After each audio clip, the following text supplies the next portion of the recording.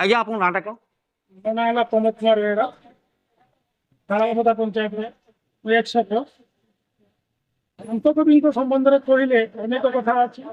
ତାଙ୍କ ବିଷୟରେ ବି କହିକି ସମ୍ପୂର୍ଣ୍ଣ ଆମେ ବି କହିପାରିବୁ। ଆମର ବୟସର ସମୟ ସୀମା ବହୁତ କମ୍, ଆମେ ବି ଏତେ ବାଟ ପର୍ଯ୍ୟନ୍ତ ଯାଇନା।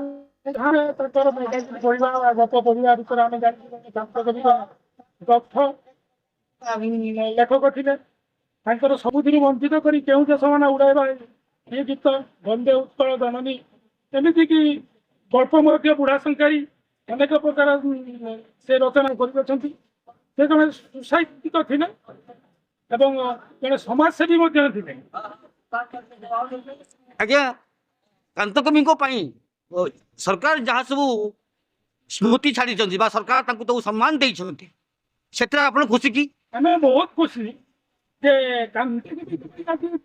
ତାର ମାଟି ତା ସଙ୍ଗେ ଆମ ଏ ତିହିଡି ବ୍ଲକ କ'ଣ ବା ଭଦ୍ରକ ଡିଷ୍ଟ୍ରିକ୍ଟ ବା ସାରା ଓଡ଼ିଶା ଆଜି ଗୌରବ ଅନୁଭବ କରୁଛି। ଜଣେ କାନ୍ତକବି, ଜଣେ ଦକ୍ଷ ଲେଖକ ଥିଲେ ଏବଂ କାରିଗର ଥିଲେ ବୋଲି ଯାହାଙ୍କ ପାଇଁ ଆଜି ତାଳପଦା ପଞ୍ଚାୟତର ସମ୍ପୂର୍ଣ୍ଣ ମାନଦଣ୍ଡ ପରିବର୍ତ୍ତନ ମଧ୍ୟ ହୋଇଯାଇଅଛି। ତାଙ୍କର ସ୍ମୃତି ମନ୍ଦିର, ସମାଧି ପୀଠ ଓ କାନ୍ତକବିଙ୍କର ମଧ୍ୟ ସ୍ୱତନ୍ତ୍ର ଏକ ମାର୍ଗ ସରକାର ସହାୟତାରେ ହୋଇସାରିଛି। ତାଳପଦା ଆଜି ତାହା ପାଇଁ ବହୁତ ଗୌରବ ମଧ୍ୟ ଅନୁଭବ କରୁଛି। ଏଥିପାଇଁ ଆପଣ ମାନ୍ୟବର ମୁଖ୍ୟମନ୍ତ୍ରୀ ନବୀନ ପଟ୍ଟନାୟକଙ୍କୁ ଧନ୍ୟବାଦ ଦେବେ କି?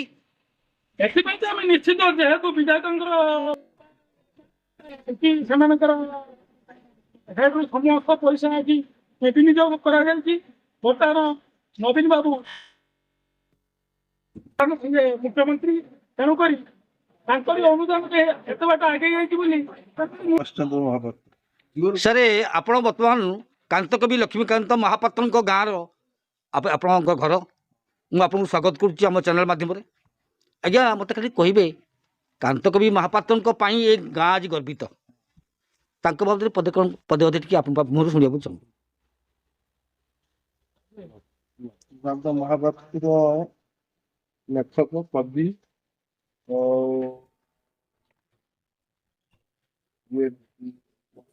ଗାଳ୍ପିକ ସବୁ କିଛି।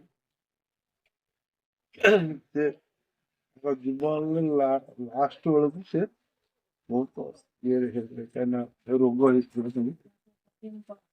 ମାନେ ତୁଚ୍ଛ ରୋଗ ହେଇଥିଲା। ବହୁତ ସେ କଷ୍ଟ ପାଇଛନ୍ତି।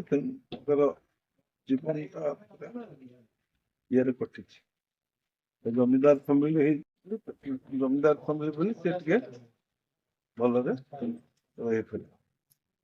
ତେଣୁ ତାଙ୍କର ଗୀତ, ଏଇ ଜୀବନ ସଙ୍ଗୀତ ତାଙ୍କର ଅଛି ଗନ୍ଥାବଳୀ, ଓଡ଼ିଶା ବିଖ୍ୟାତ। ଏବଂ ତାଙ୍କର ଯୋଉ ଯେଟା ଆମର ବନ୍ଦେ ଉତ୍କଳ ଜନନୀ ସେଇଟା ପାଇଁ ଜାତୀୟ ସଙ୍ଗୀତ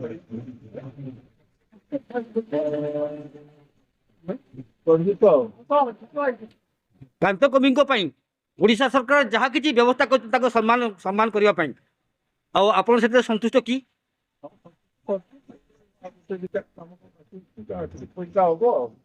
କାନ୍ତକବିଙ୍କୁ ମାନ୍ୟବର ମୁଖ୍ୟମନ୍ତ୍ରୀ ନବୀନ ପଟ୍ଟନାୟକ ଯେଉଁଗୁଡ଼ିକ ସବୁ ସମ୍ମାନ ଦେଇଛନ୍ତି, সেই ସମ୍ମାନ ପାଇଁ ଆପଣ ନବୀନ ପଟ୍ଟନାୟକଙ୍କୁ